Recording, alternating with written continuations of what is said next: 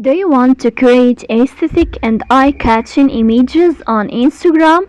In this video, I will show you how to make creative and aesthetic images using the Instagram app so your posts look creativity. So this is how it works. The first thing you have to do is to go to Instagram. As you see, we'll enter.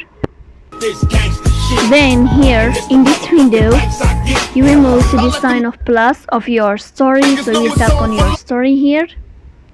After that, in this page of your story, you can choose any picture you want to add or to edit. For example, let's go to choose this one, and then here when you choose it, you can select the filters. You can choose any filter you want to add to this. For example, let's go to choose this one, and then you will go here on above of stickers, and you can choose, for example, frames, and here you can choose the picture that you want to add it as a frame.